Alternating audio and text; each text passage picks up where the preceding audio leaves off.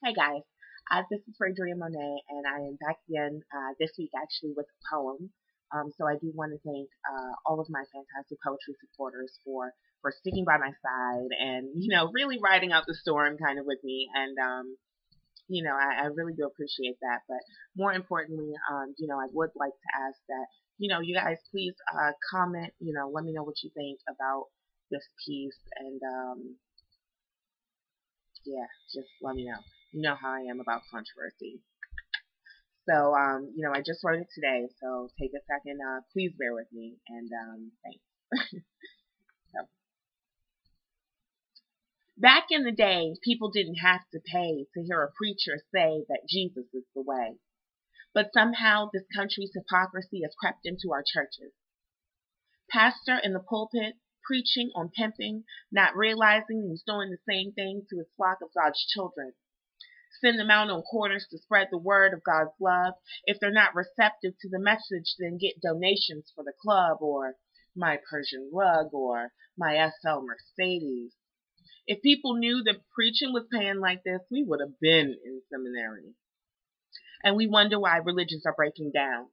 People going hungry, wars going wild, why more people would rather delete the Christians than defend them. We put our faith in the hands of men who weren't in the hands of God. Somehow we forgot that showmanship doesn't equal spiritualism, doesn't equal godliness, doesn't equal holiness. We put these pastors on a pedestal so high that they can only see the whites of our eyes, faces indistinguishable. I'm sure God didn't put you here to flaunt your yacht, but you keep telling us to work hard and give everything that we've got because God is going to give us a blessing. But I'm guessing that it's much quicker to pull a con than to wait on God. It sounds like you stole your blessing. That's why there are so many atheists and agnostic factions. You thought they couldn't believe your message, but what they really couldn't believe were your actions.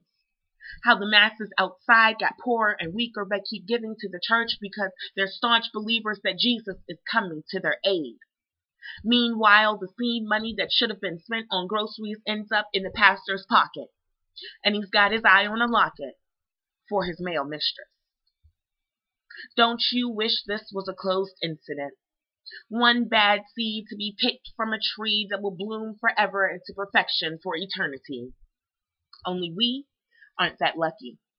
So we are left to believe in a spiritual being that may or may not be. Similar to others, like we say it's one but call it three and shun other polytheistic society. Giver of life but causes death by war. Rules and regulations set forth ages ago. The same rules by which we built our morals and societies, on which our country's founded but has laws to be unbinded. Sounds hypocritical, doesn't it? And it leads me back to my point. These pastors in the pulpit must be smoking a joint if they think they're going to stand by without any derision and continue to let them cause this decision. So I'm spreading this message with the best of intentions, but you will not make a mockery of my religion. Thanks, guys. And please comment on the other thing.